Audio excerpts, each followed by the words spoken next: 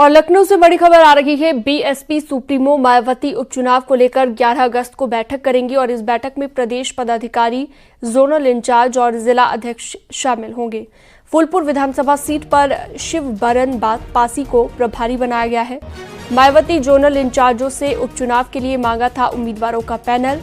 मिल्कीपुर, करहल, शीशामऊ और कुंदरकी, इसके अलावा गाजियाबाद, फूलपुर, मझवा, कटेहरी, खैर और मीरापुर सीट पर उपचुनाव होना है। मायावती ने बूथवार कमेटियों के गठन का भी निर्देश जारी कर दिया है।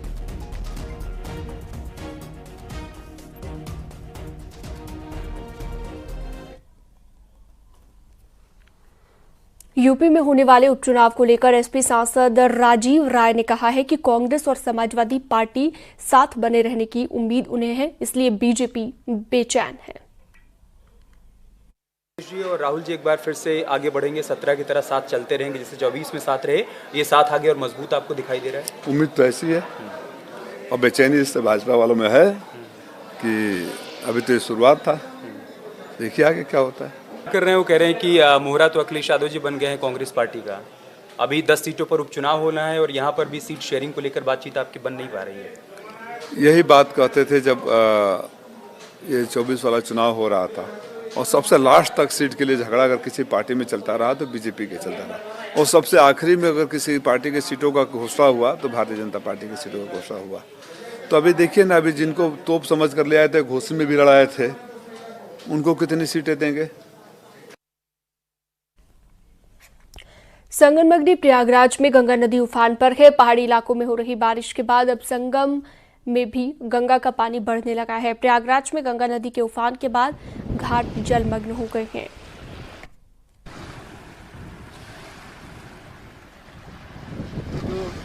जो बाढ़ था वो तो अभी बाहर सब बाढ़ व्याप्त था, बाहर बारिश हो रही थी। जब वहाँ से पानी आरंभ हुआ, माने चलना शुरू हुआ, जब प्रयाग आया तब यहाँ बाढ़ शुरू हुआ है। एक दाएं बढ़ के घट चुका था, दोबारा बढ़ा है, स्थिर हो गया है। चलती समय जो है या घटेगा या दोबारा फिर बढ़ेगा। बाढ़ की स्थिति गंगा जी और यमुना जी दोनों बढ़ रही हैं। मैं यमुना जी में किनारे रहता हूँ, गंगा किनारे बैठा हुआ हूँ। दोनों की स्थिति बराबर प्रति घंटे 1 इंच की रफ्तार से बढ़ रही गंगा जी, यमुना जी दोनों। यमुना जी समुद्र तरह देख रही है, गंगा जी नदी की तरह देख रही है। सूत्रों के हवाले से एक बड़ी खबर आ रही है कि केंद्र सरकार वक्फ एक्ट में संशोधन की तैयारी कर रही है। मोदी सरकार ने वक्फ कानून में संशोधन के बिल को मंजूरी दी है। वक्फ बोर्ड से किसी भी संपत्ति को वक्फ संपत्ति बनाने का अधिकार वापस लिया जाएगा, वापस हो जाएगा ये अधिकार। सूत्रों से खबर ये भी है कि कैबिनेट की बैठक में वक्फ कानून में करीब 40 संशोधनों को मंजूरी दी गई है। अगले हफ्ते ये बिल लाया जा सकता है। संशोधनों के अनुसार अब वक्फ बोर्ड जिस भी संपत्ति पर दावा करेगा उसका सत्यापन करना अनिवार्य होगा। इसी तरह वक्फ की विवादित संपत्तियों का भी सत्यापन जरूरी होगा। पूरे देश में वक्फ बोर्डों के पास 9,04,000 एकड़ की करीब 8,07,000 संपत्तियां हैं। तो 2013 में यूपीए सरकार ने वक्फ बोर्डों को ज्यादातर अधिकार दिए थे, जिसके बाद अब ये अधिकार वापस लिए जा सकते हैं।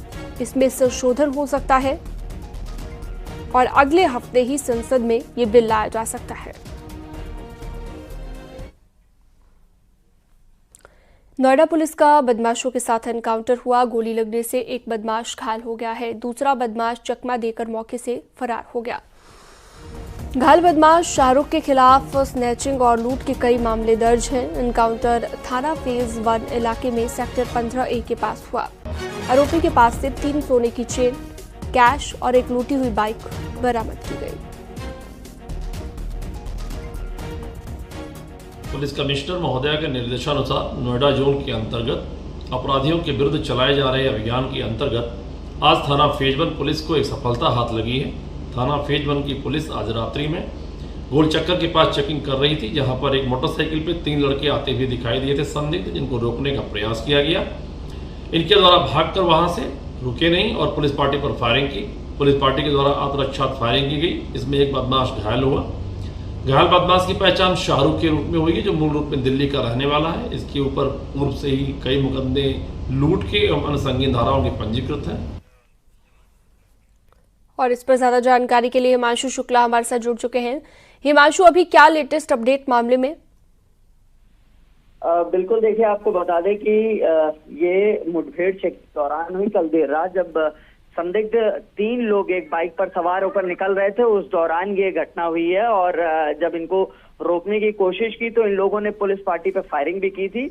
और आपको बता दें कि इनके कब्जे से लूटी हुई बाइक, 3 सोने की चैन बरामद हुई है। और शाहरुख को गोली लगी है पैर में और वो घायल हुआ, उसे अस्पताल में भर्ती कराया गया। वहीं सरफराज को कॉम्बिंग के दौरान गिरफ्तार किया। वहीं एक अन्य साथी जो है वो मौके से फरार होने में सफल रहा।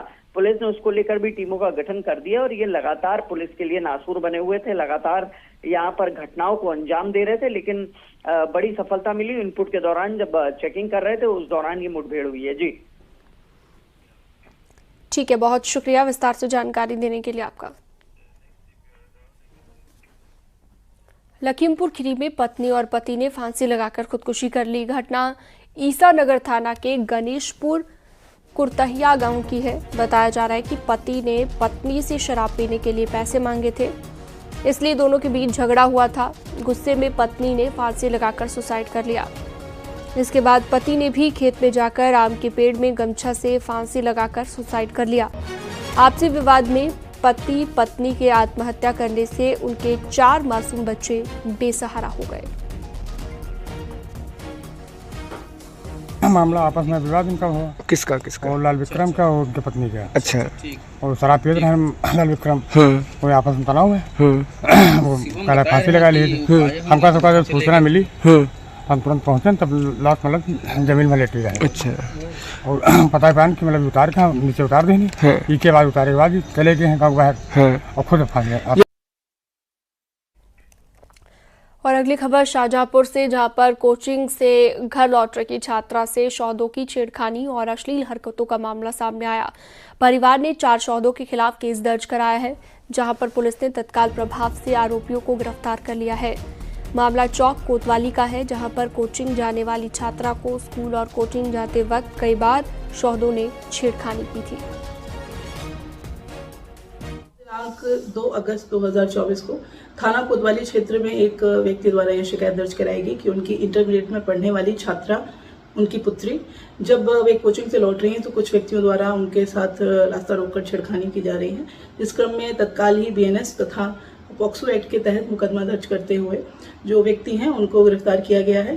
गिरफ्तार 4 शोधों में से एक नाबालिग है, जिसके विरुद्ध जेजे एक्ट के तहत कार्रवाई की जा रही है, तथा जो शेष 3 व्यक्ति हैं उनको गिरफ्तार करके माननीय न्यायालय के वरीक्षा में भेजा गया है। इस क्रम में जो भी आगे के एविडेंस होंगे उसमें कड़ी कार्रवाई सुनिश्चित की जाएगी।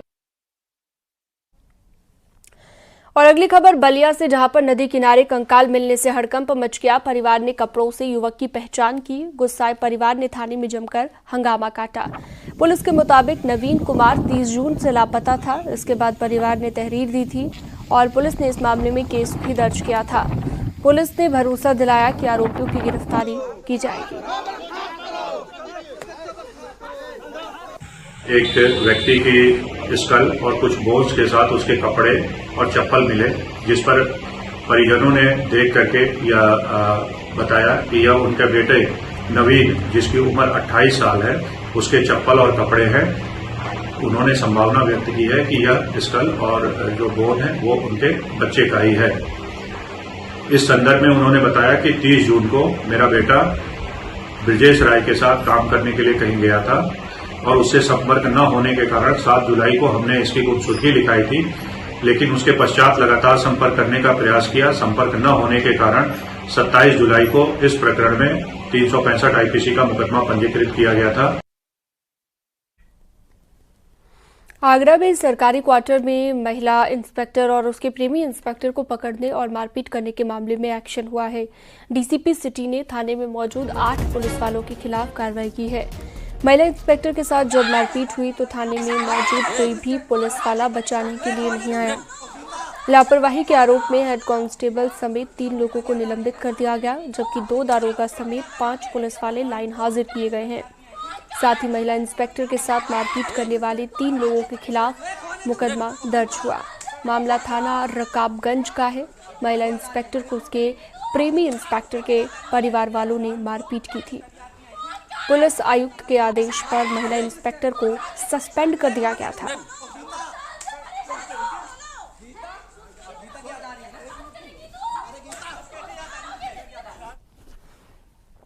बाराबंकी में एक लड़के की उसके भाई के सामने ही हत्या कर दी गई। हत्या के पीछे प्रेम प्रसंग को वजह बताया जा रहा है और लड़की के चाचा ने अपने 4 साथियों के साथ मिलकर हत्याकांड को अंजाम दिया था। लड़के को आरोपी पहले भी जान से मारने की धमकी दे चुका था। यह मामला बाराबंकी के जहांगीराबाद थाने के नयापुरवा गांव का है। मेरे बेटे के साथ ये आज जो है राकेश कुमार व्यक्ति ने अपने साथियों से मिलकर 4 साथियों के साथ मिलकर के हमारे पुत्र की हत्या करके नाली में साफ फेंक दिया है। लोग नाली में फेंक दिया।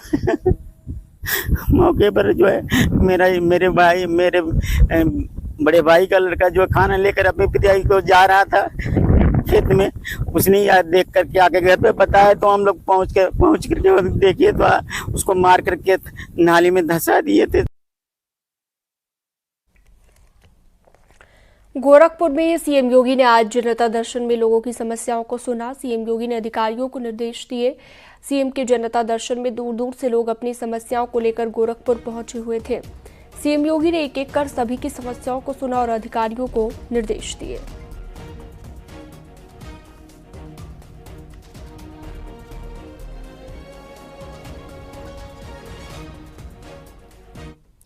दोपहर 2:30 बजे कुशीनगर पहुंचेंगे मुख्यमंत्री योगी आदित्यनाथ। भैंसहा में बाढ़ प्रभावितों से मुलाकात करेंगे। मुख्यमंत्री योगी आदित्यनाथ बाढ़ प्रभावितों को राहत सामग्री भी देंगे सीएम और योजना के लाभार्थियों को प्रमाण पत्र भी देंगे। तो सीएम योगी का कुशीनगर का दौरा है आज, जहां पर 2:30 बजे पहुंचेंगे कुशीनगर सीएम योगी।